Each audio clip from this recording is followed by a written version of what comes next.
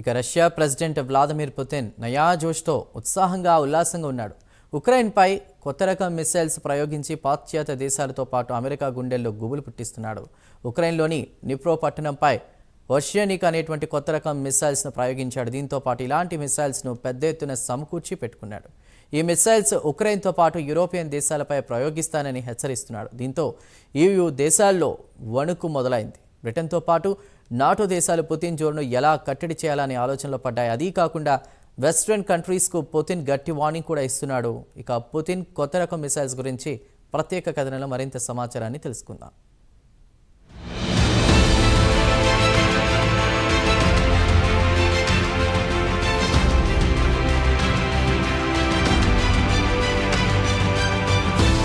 Russia president Putin సేన గత వారం యుక్రెయిన్లోని పలు నగరాలపై వర్షనిక్ అనే కొత్త రకం మిసైల్ను ప్రయోగించింది. కొత్త రకం మిసైల్ గురించి పుతిన్ దేశ ప్రజలకు వివరించారు. వర్షనిక్ క్షిపణి వేగం గురించి ప్రస్తావిస్తూ మచ్ 10 అంటే సౌండ్ స్పీడ్ కంటే 10 రెట్లు ఎక్కువ వేగంతో మిసైల్ ప్రయాణిస్తుందని, ఈ ఆయుధానికి కౌంటర్ చేసే ఆయుధం లేదని గట్టి నమ్మకంతో చెప్పారు పుతిన్. అయితే ఆయన చెప్పిన దానికి బలమైన సాక్ష్యాలు మాత్రం లేవనేది పాశ్చాత్య దేశాలకు చెందిన నిపుణులు చెబుతున్నారు.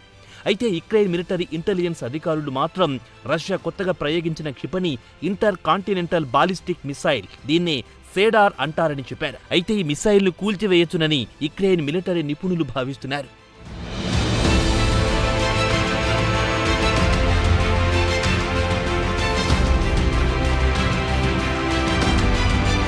అయితే అమెరికా అధికారులు మాత్రం ఇలాంటి మిసైల్స్ ద్వారా రష్యా న్యూక్లియర్ యుద్ధానికి తెరతీసే అవకాశం ఉంటుందని ఆందోళన వ్యక్తం చేస్తున్నారు. అయితే అమెరికాకు చెందిన నిపుణులు మాత్రం ఈ మిసైల్ షార్ట్ రేంజ్ ఇస్కాందర్ మిసైల్ లాంటిదే. ప్రస్తుతం ఇస్కాందర్ మిసైల్ రష్యా యుక్రెయిన్పై ప్రయోగిస్తోంది. అయితే అమెరికా అధికారులు మాత్రం ఇలాంటి మిసైల్స్ ద్వారా రష్యా న్యూక్లియర్ యుద్ధానికి తెరతీసే అవకాశం ఉంటుందని ఆందోళన వ్యక్తం చేస్తున్నారు. అయితే అమెరికాకు చెందిన నిపుణులు మాత్రం ఈ మిసైల్ షార్ట్ రేంజ్ ఇస్కాందర్ మిసైల్ లాంటిదే. ప్రస్తుతం ఇస్కాందర్ మిసైల్ రష్యా యుక్రెయిన్పై ప్రయోగిస్తోంది. దానికి కొన్ని మార్పులు చేర్పులు చేశారు.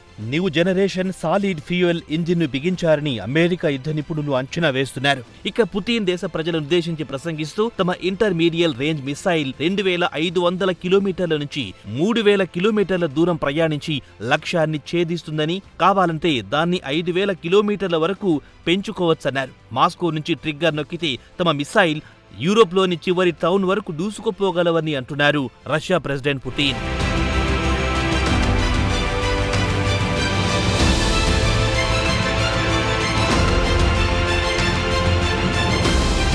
పుతిన్ మాత్రం కొత్త హైపర్సోనిక్ బాలిస్టిక్ మిసైల్ వర్షినిక్ పై పరీక్షలు నిర్వహిస్తున్నామన్నారు. కాగా ఈ మిసైల్ గత గురువారం నాడు టెస్టు పేరుతో యుక్రెయిన్ పై ప్రయోగించింది. ఇలాంటి ఆయుధాలు ప్రపంచంలో ఏ దేశం వద్ద లేవన్నారు. రక్షణ రంగానికి చెందిన నిపుణులతో పుతిన్ మాట్లాడారు. పాశ్చాత్య దేశానికి కొత్త రకం బెదిరింపులు వస్తున్న నేపథ్యంలో మనకు వర్షనిక్ మిసైల్స్ అత్యంత కీలకంగా మారిందన్నారు. అయితే ఈ మిసైల్స్ ను మధ్యలో అడ్డుకునే అవకాశం లేదు. దీంతో పాటు శత్రు దేశాలపై వినియోగించేందుకు పెద్ద ఎత్తున ఆయుధాలను సిద్ధం చేసి పెట్టామని, కావాలనుకుంటే పెద్ద ఎత్తున ఆయుధాల ఉత్పత్తికి ఆర్డర్ కూడా ఇవ్వడం జరుగుతుందన్నారు పుతిన్.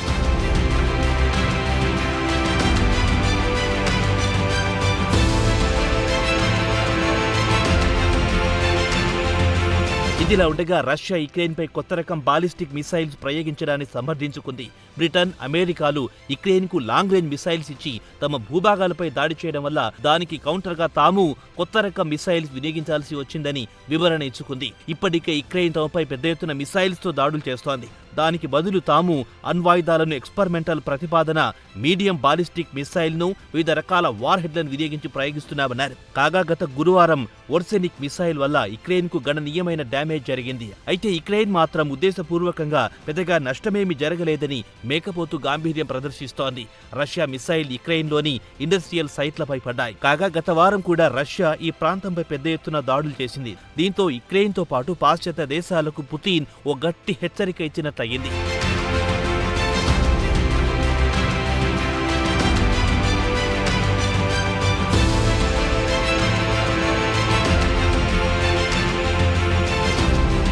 ఇదిలా ఉండగా రష్యా యుక్రెయిన్లోని నిప్రో పట్టణంపై పెద్ద ఎత్తున కొత్త రకం క్షిపణులతో దాడులు చేయడాన్ని నాటో దేశాలు ముక్త కంఠంతో ఖండించాయి. తమ మద్దతు కీవ్కు యథాతథంగా కొనసాగుతుందని రష్యాకు సంకేతాలు పంపించింది. అయితే హంగేరీ ప్రధానమంత్రి విక్టర్ ఓర్బన్ మాత్రం పుతిన్ వార్నింగ్లను పాశ్చాత్య దేశాలు సీరియస్గా తీసుకోవాలన్నారు. రష్యా ఓర్సెనిక్ మిసైల్ పెద్ద ఎత్తున స్టోర్ చేసి పెట్టుకున్నామని పుతిన్ హెచ్చరించడాన్ని తేలికగా తీసుకోరాదన్నారు హంగేరీ ప్రధాని. అయితే పుతిన్ వాదన మరోలా ఉంది. తమపై యుక్రెయిన్, అమెరికా, బ్రిటన్లు రెడ్ లైన్ క్రాస్ చేశారు కాబట్టి తాము కూడా యుక్రెయిన్పై కొత్త రకం మిసైల్స్ తో దాడి చేశామని తమ చర్యను సమర్థించారు. ఇదిలా ఉండగా తమ సైనికులను ఓర్షెనిక్ హైపర్సోనిక్ బాలిస్టిక్ మిసైల్ వినియోగించడంపై శిక్షణ ఇచ్చామని, మొత్తానికి విజయవంతంగా యుక్రెయిన్పై కొత్త రకం లాంగ్ రేంజ్ మిసైల్స్ ను ప్రయోగించామని పుతిన్ ధీమాతో చెప్పారు.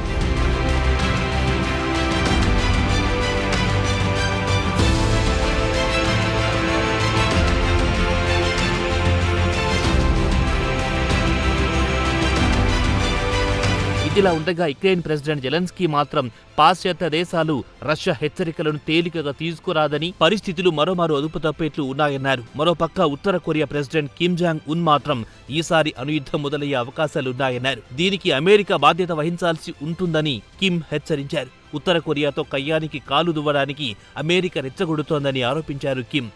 ఇదిలా ఉండగా రష్యా యుక్రెయిన్లో పలు ఫ్రంట్ లైన్ గ్రామాలను, పట్టణాలను స్వాధీనం చేసుకుంది. ఇక రష్యా కొత్త రకం మిసైల్స్ ను పెద్ద ఎత్తున స్టాక్ చేసి పెట్టుకుంది.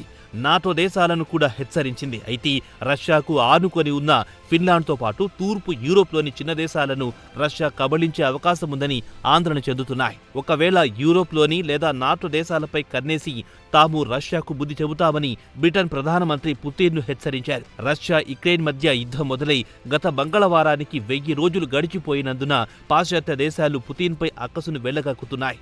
బదులుగా పుతిన్ కూడా గట్టిగానే కౌంటర్ ఇస్తున్నాడు. ఇక యుక్రెయిన్ రష్యా యుద్ధం ఓ కొలిక్కి రావాలంటే జనవరి 20 వరకు ఆగాల్సిందే. ట్రంప్ పగ్గాలు చేపట్టిన వెంటనే దీనిపై దృష్టి పెట్టొచ్చు. ఎన్నికల ప్రచార సభలో కూడా బాధ్యతలు చేపట్టిన 24 గంటల్లో రష్యా యుక్రెయిన్ యుద్ధానికి పరిష్కారం చూపిస్తామని హామీ ఇచ్చారు. కానీ అది ఎలా అని మాత్రం ఆయన వివరించలేదు. మరి త్వరలో యుద్ధం ముగియాలని ఇండియా కూడా కోరుకుంటోంది.